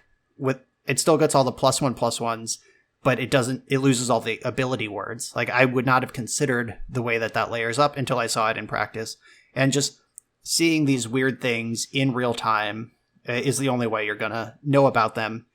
And then I also know what matters more, like how to pinch off those decks when I'm playing against them. Like, I'm pretty sure I've mentioned this before, but I recorded an Epic Storm League with Bryant, where in our final round, our final game 3 of the final round, our opponent had turn 1 Deafening Silence. And I realized just how fucked that is from the Storm side. As from the blue side, I'm like, okay, I resolved this. That's just like the first step, but they're going to have the Chain of Vapor. They're going to have the Abrupt Decay. They're going to, like, that's just step 1. I need to get like a handful of counter spells on top of that. I need to find a Null Rod to back it up. But on the other side, the Storm player is just already packing up their cards. Like, I did not really feel until I was on that side of it that if you want to deploy a Lotus Petal, that's your turn. If you want to Preordain, that's the turn. Like, just feeling how slow that really is compared to how fast you want to go. I would never have really understood that if I didn't play the other side. Yeah, so I think I've been doing donation deck lists for like 3 years now or something like that, and like really embraced the variety for the last 2 years. And I can tell you that my format knowledge is vast. Like, I understand how all the bullshit decks that are hiding in the corner of Legacy, like, I know how those work. I know what cards are in those decks. I know what interactions matter. And that sort of stuff is invaluable for the first couple rounds of something like a GP, where people are walking with their pet decks they've been playing forever, and you encounter some of the weird things like Nick Fit in those early rounds that you don't, normally see if you're just, grinding away on Magic Online or something like that. But at the same time, this comes at a cost, right? So when I first started making content and it was all death and taxes all the time, I was playing 5 or 6 leagues a week with D&T. And that is not the case anymore. So if you are, a specialist of some kind, like you lose out on a lot of reps with a singular deck by going and making variety content. And that has real costs. So I'm not a variety streamer or variety recorder, whatever you like to call it, but I branched out a little bit last week. I decided to play Doomsday. And I don't know if the two of you have this, but honestly, it like struck a little bit of a nerve with me. I had 3 people watch my video and then message me through Facebook. The first one was, "You would have done better if you played my list." All right, that was message number 1. The second message I got was from a Doomsday player that said, "Before you record next time, you should really consider memorizing the piles." The immediate thought I had in my head was, fuck you, dude. I decided to play 1 league with this deck. Like, I don't owe you anything. And the third one was just like, you didn't play very well. You should practice before next time. And it's just like, why would I ever record another random deck again if that's how I'm going to be treated? But also, like, you couldn't even leave the comments on YouTube. Like, you felt the need to message me through Facebook. Like, why is that acceptable?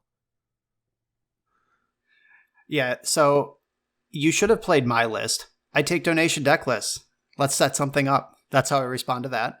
Actually, when I recorded Ruby Storm like a month ago, it was sort of a suboptimal list. It didn't have Lion's Eye Diamond. It was just a donation list. I don't know about Ruby Storm. I didn't have the awareness to be like, oh, this list is suboptimal. But I recorded that list. Then 2 different people both hit me up and were like, you should play my list instead. And I said, I take donation deck lists if you want me to run it back. And I'm going to be recording my 3rd league with Ruby Storm this week. One came out last week. One's going to come out in about 2 weeks. And it just made for good content. Like, I'm getting better with the deck. I'm getting different takes on the list. And it's good content. Like, you put your money where your mouth is. As far as the, like, you should have played better, like, I've gotten some pretty aggressive comments. Like, there was one league a long time ago when all of my favorite cards were still legal in Modern, where I was playing Tireless Tracker. It was a 1-of in the sideboard in Urza.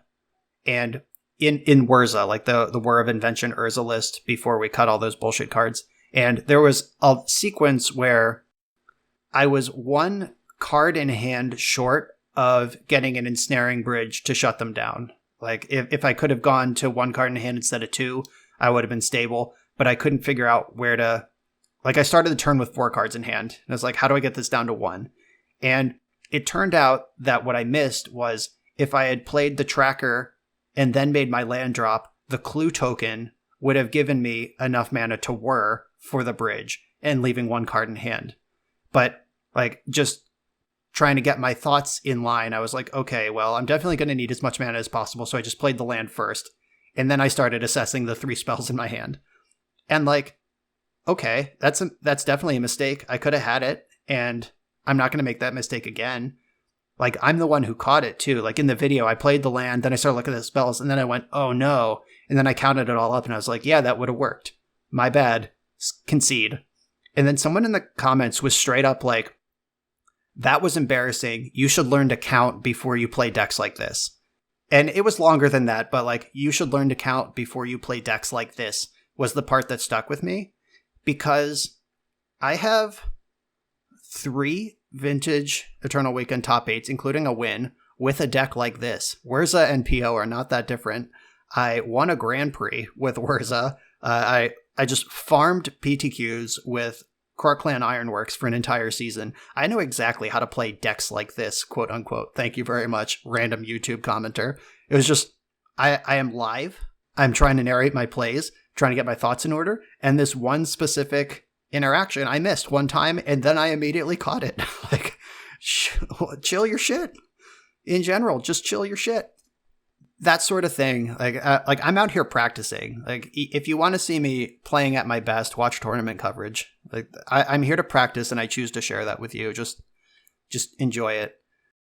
Yeah. Streaming is also like hard, whether it's streaming or recording for YouTube or whatever. Like, the more things that you're bouncing around and trying to do while you're playing one of the most complicated games in the world, like, the more brain power is just not focusing on the thing that you need to be focusing on. I know people have said it all the time, but streamers probably play 5 to 10% worse on camera than off. Oh yeah, absolutely. I have naming Pithing Needle because I was recording. Like, just I'm worried about like narrating the play, and I'm worried about watching my audio levels and making sure everything is still in place. And my brain says Pithing Needle, and then when the prompt pops up on Magic Online, I just type in Pithing Needle, hit enter, and now I have Pithing Needle naming Pithing Needle. That's a thing I've done live on camera. Do you think there's any chance that would have happened if I wasn't recording? Like, there's not. And it's just these little edges I give up in order to provide content. So just take a breath before you send some aggro comment. Also, one of my favorite things is that YouTube sends me a notification with a comment when you comment, and I still have that notification even if you delete the comment. So, oh yeah, I have some real good ones that people deleted. I'll get like, if you had just pyroblasted a random land or something, that would have been the prowess trigger for lethal. And then I go and look at the spot, and I just don't have any red mana. And like, okay, I'm glad you had the wherewithal to look at the situation and delete your comment. But just like these people firing off this aggro shit, or like somebody on my my Shardless Valky league, they were like, why would you Uro in that spot? You could have brainstormed the Valky on top of the deck and then cascaded into it 100%. But my opponent had Teferi in play, and Cascade doesn't work with Teferi in play. So like, just these spots like this, like, I'm happy to answer the question if it's proposed. Like, maybe they don't know that's how Teferi works. Maybe they think if I main phase my Shardless Agent like a good boy, I get my Valky because it's in my main phase. But like, that just doesn't work. And I'm happy to explain, like, oh, Teferi stops Cascade. But just don't be an aggro douche about it. Yeah.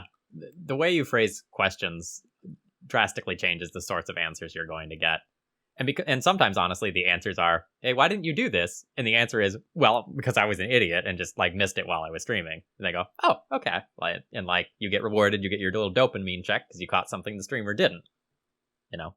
But then there's other times where, like, you're actually playing around something and you're just, like, not narrating why you're not doing a thing that looks obvious at a surface level. Yeah, I released a Turbo Tibalt modern deck, like, day one after Kaldheim was released. I recorded it on, like, it was released, like, Thursday night, recorded it Saturday, it dropped on Monday. And I probably got 6 different comments suggesting that I put Boseiju in the deck. And Boseiju, for the record, gives Violent Outburst uncounterable, not the Tibalt's Trickery that you cascade into. So it doesn't actually help protect the combo in any way. So, like, 4 of those comments were like, hey, wouldn't this deck benefit from Boseiju? And for those I say, oh, you would think so, but Violent Outburst, blah, blah, blah. And that's fine. But 2 of them were like, this deck obviously needs Boseiju. I'm just like, I just ignore those, or like thumbs down them.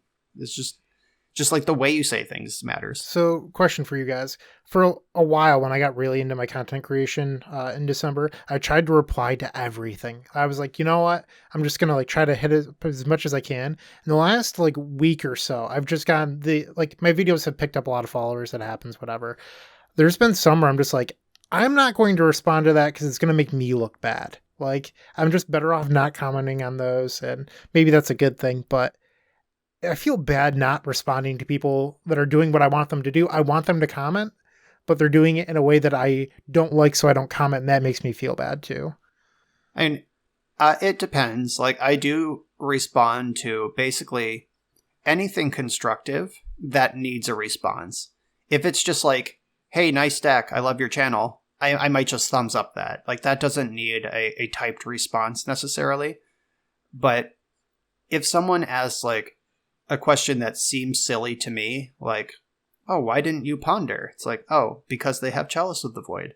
Like, I'm happy to type that back because maybe they just missed it or whatever. But if it's aggro or in any way just obnoxious, I'll probably ignore it unless I'm in the mood for a dunk. Like, I took a dunk the other day. I had someone who was just being like really hostile, and it's like I think it was on the topic of like asking for likes and subscribes, and they're like, I'm intentionally not doing that because you're asking for it. And I gave them like a serious answer about like the YouTube algorithm and why I do that. And then they proceeded to like continue to crap on me for doing it. And I'm like, okay, well, just so you know, what you're doing right now is actually helping my engagement score. And by telling me that you're not liking and subscribing, you're actually doing a ton of good for me. And they got real mad. Yeah, I had one like that too, where like I have a 30-second intro in the beginning of my videos. It's like 10 seconds of theme music and then like a 20-second pitch, like, comment, subscribe. Here's my Patreon. I take donation lists. And then we get in. And I don't think 30 seconds at the beginning of a 2.5-hour video is a lot to ask my viewers. And I had somebody comment like, isn't asking for a like and subscribe before they've even seen the video a little bit aggressive on your promotion? And I was just like, what do you think the correct amount of promotion is for someone who puts in hours a day of work to give you something for free? Had no response to that. But yeah, that sort of stuff is annoying, and it's whatever. Those people clearly don't understand how the model works, or I think it was Pleasant Kenobi. I tweeted that response, and like Tolarian Community College and Pleasant Kenobi and all the big YouTubers liked it and engaged with it.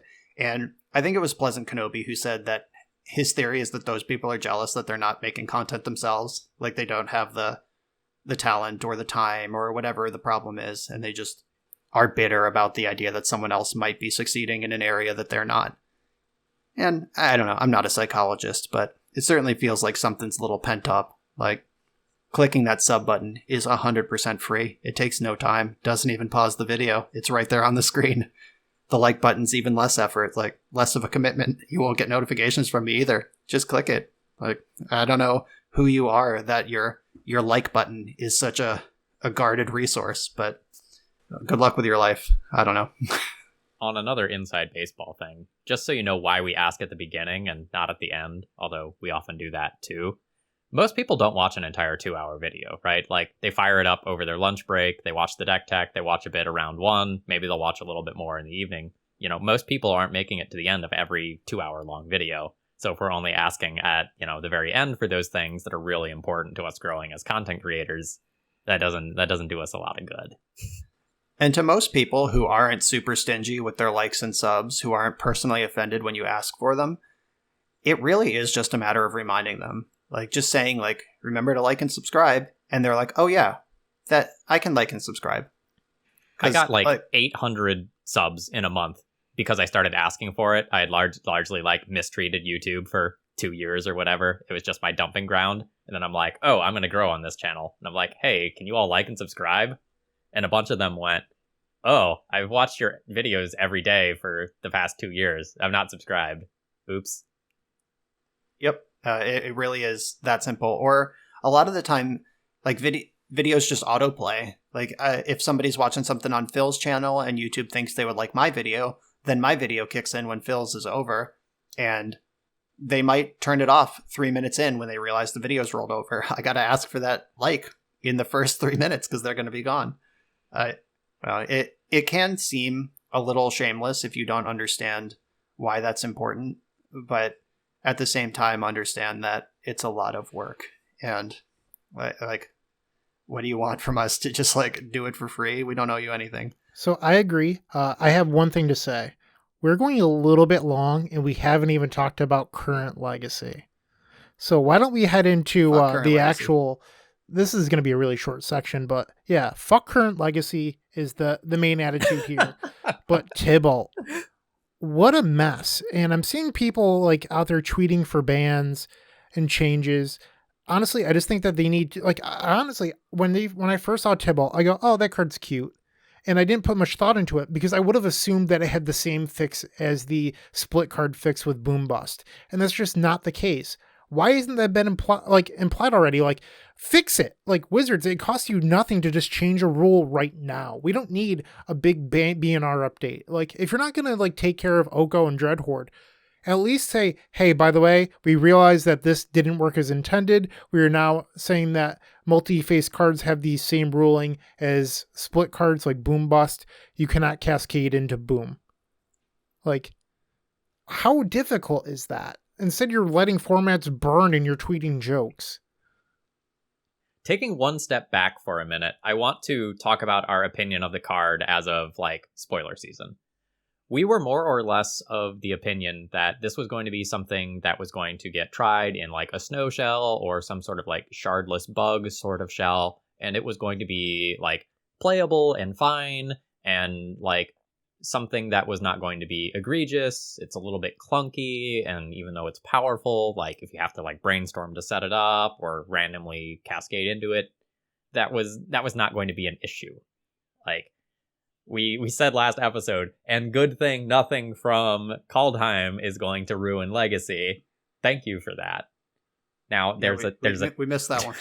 There's a tiny asterisk there, because all of us were thinking like fair blue mages, not like degenerates. And when the degenerates got a hold of Tybalt, they created Turbo Tybalt, it's horrifying. Yeah, like I was on Leaving a Legacy for their Kaldheim preview episode. Valky/Tybalt wasn't even on Jerry's list of cards he wanted to talk about. Like, I brought that up on my own, like, oh, we didn't talk about Valky, and he's like, what's Valky? And then we talked about, like, the cascade into the backside, and then we talked about how, like, oh, Tybalt seems like pretty good, but I mean, it's cute. Like, it might replace Ancestral Vision as, like, the card that's great to cascade into, but not great to draw, that sort of thing. And we had completely dismissed the front half of Valky, which is, like, Mesmeric Fiend with upside. Like, in my Bug Valky deck, or my Bug Valky league, I killed an opponent with Monastery Mentor. Like, I had turn 2 Valky, remove the Mentor from their hand, pay 3 mana the next turn, make a Mentor, and then start casting spells. I just fucking mentored them out in my Bug deck. And so I had completely underestimated the front half of Tybalt as a Magic card. I had also underestimated Carpet of Flowers just casting the 7 mana side of Tybalt, which is another thing. So after I played that league, that mostly fair and square league, I was like, this might be better than I gave it credit for. I think this is going to be a Legacy player. And then, like, a day and a half later, I saw the screenshots. I think Honorog was the first person I saw post one. I don't know who actually invented the deck, but just every 3 mana cascade spell and 4 Valkies with the Spirit Guides and stuff to ramp them. And that, I was not thinking of building it like a Hypergenesis deck. I was definitely thinking of it like as Ancestral Vision, not as Hypergenesis. Yeah, I know Arkin won the Legacy Challenge with it, and then Daniel Gottschall was playing Delver, and I think split the finals of another challenge with the Turbo Tybalt deck, and it placed some other relatively large number of results into the challenge decks. Part of this might be it just being the new thing on the block, and people aren't ready for it yet, / preparing for it yet. It's worth noting that Daniel took a week off before winning another Legacy Challenge with Rug. Like, that's 3 out of 4 events that Daniel has won with Rug recently. But the response that I liked to that was at the end going, hey, I split the finals. I beat the Turbo Tybalt decks 3 rounds in a row up until that point. Maybe I'll consider 1 sideboard slot for it. That was the response. God, yeah. That tweet was impressive. Like, that's how good Rug Delver is. That we're talking about how dumb this Turbo Tybalt is, and Rug Delver was like, maybe I'll consider 1 slot. The riches. Yeah. So there is something really neat about the Turbo Tybalt deck. Like, the deck is very good, but the deck is only as good as the deck you are playing against. So I played an Enchantress League against Turbo Tybalt, and we had a 50-minute match because there were not win conditions in my deck. Like, they could not find them. they had to kill me with spirit guides. So, like, this Turbo Tybalt deck is good, but there are some weird matchups where you're like, oh, you have a Tybalt on turn 1? Okay. Enchantress, go. Strings 3 spells together, go. I'll put a win condition into play. You Tybalted it. All right, I killed your Tybalt. All right, you got another Tybalt. And there's actually a huge amount of back and forth because my opponent couldn't find win conditions off of my cards. I don't know what to say about that. It was interesting. Yeah, I mean, that is interesting. What's a lot less interesting to me is that Tybalt is frequently on the stack turn 1 or turn 2. And you have the Force of Will for that one. Good job, you survived. Guess what? They're untapping into turn 3. Here's another one. How many forces do you have? And then when the dust settles, there's still the rest of the deck. Like, the deck, the 4 of them. Yeah, the deck can play 3-drops without ruining its cascade density. So you spew all of your answers dealing with their turn 1 and turn 2 Tybalt, and then they untap and jam turn 3 Oko, which was a problem for the format before we even had Tybalt. Remember that conversation from just a week ago where it's like turn 3 Oko is busted, and now it's turn 3 Oko after you've fended off 2 7-drops already. And if the Cascade spell was Shardless Agent, they have a 2/2 in play. Like, forcing a Tybalt that came off a Shardless Agent is a 3-for-1, like, at best. And like, the residual 2/2s can just kill your opponent. Like, that's the power of Shardless Bug. Well, we're not even discussing the fact that this Turbo Tybalt deck essentially plays 12 forces. It runs 4 Force of Will, 4 Force of Negation, and 4 Misdirection. Misdirection is not a true force, but if you're trying to force the Tybalt, they misdirect the force to the Misdirection, and then that's a force. So they have 12 free ways to stop your Force of Will. Yeah, Misdirection is a smoking gun that a deck is broken. That is the most offensive Force of Will that there is. Like, the most offensive option, because it doesn't really work on D. Like, that, you're not going to be, like, misdirecting their Oko. It's only to win counter wars when you need a insane density of pitch counters. And let's talk about sideboard cards. Either Sworn Canonist, Shardless Agent is a creature, or an artifact. Mindbreak Trap, only 2 spells were cast. Deafening Silence, Shardless Agent is a creature. Chalice, are you going to put it on 7? Good luck.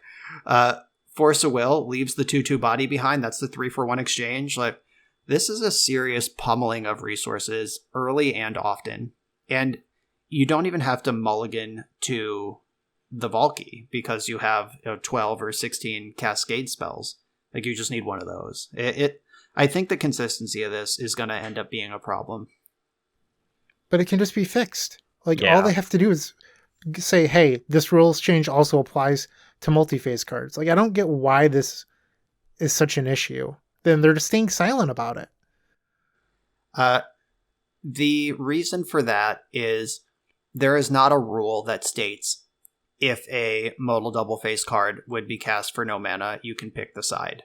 It's just a confluence of other things that already exist in the rules and how they intersect in exactly this situation. So I'm sure they're working on it. I'm sure they know it's a problem. And they're just, I'm sure that they're like figuring out what the most elegant way to fix this is. Like, maybe they will just make a rule that says you can't cascade into the back half of a modal double face card. But then what if the front costs 2 and the back costs 3 and you cast Bloodbraid Elf? Then like that's a blowout. So they have to figure out how to do this in a way that doesn't nuke all of the other rules that are already affected by the rules that are creating this interaction. So it's not quite that easy, but I trust that they're going to be able to figure it out. So you don't have any thought in your mind that it's a money-based driven decision? I'm not saying that it is, but I've seen some people saying like they're trying to squeeze as much money out of they can out of the Kaldheim sales before they make a change, because like they recently released their Q4 stats saying that once again, Magic is proven to be, super like makes a ton of money, etc. With Arena being the biggest money grab. But they're saying like the tweets that I'm seeing, they're just waiting to see how much money they can get out of it, like they did Ikoria before fixing Companion. I mean, maybe. Like, I don't know. I'm not in those meetings. I'm not going to speculate on it. I know that if that is a factor, it's coming from some, like, heartless CEO. It's not coming from Aaron Forsyth and Mark Rosewater, because those guys actually do love Magic. So, I mean, if that is a thing, like, I don't know. What are you going to do? They're a business. We live in a capitalist society. I think it is mostly conspiracy theory, but even if they came out tomorrow and were just like, yeah, we need the money as much as we can, then we'll fix your format. Hey, then at least they'd be telling us that they're going to fix the format, right? That would be an I mean, this is an expensive game that we choose to play. It is a business. Like, I don't know, like people who get mad at Wizards of the Coast for like secret lairs and shit. It's like, they're making money. All of this means Magic's going to survive another year. Like, let's let them have it. I don't know. Like, I'm just not interested in that conversation. During a pandemic. Yeah, when everyone's getting stimulus checks, and I guess that's not fair. That was tremendously privileged. There are a number of people out of work and miserable and selling off their Magic cards just to make rent. But then there are also another group who have just moved virtual. They don't have other expenses because they're not traveling. They're not eating out. They are getting stimulus checks. That is all bonus money. So there is a large segment of the population who has more money to spend on Magic than normal. Like, I'm not rich, but I didn't lose my job during COVID, and I have bought more boxes of Magic in this year than any other previous year. Like, just when a new set comes out, I drive over to Clubhouse Cards and just buy 2 or 3 boxes and crack one and put 2 on my shelf. And that's money that I would have been using traveling to a Star City Open in previous years. All right, gentlemen. Anything you want to end the episode on here? Once again, I would just like to say, fuck Karn. I feel like this was cathartic. There was a lot of therapeutic value to all of us ranting about various things, like just shutting down bad ideas and letting our thoughts known about aggro YouTube commenters. And this felt good. There's very little strategic value, but we warned you at the beginning there wouldn't be. So thanks for sticking it out this far. All right, we hope you've enjoyed this episode of the Eternal Glory podcast. We'll be back in 2 weeks with, I don't know, like maybe a new metagame. Watsy, please. Bye-bye.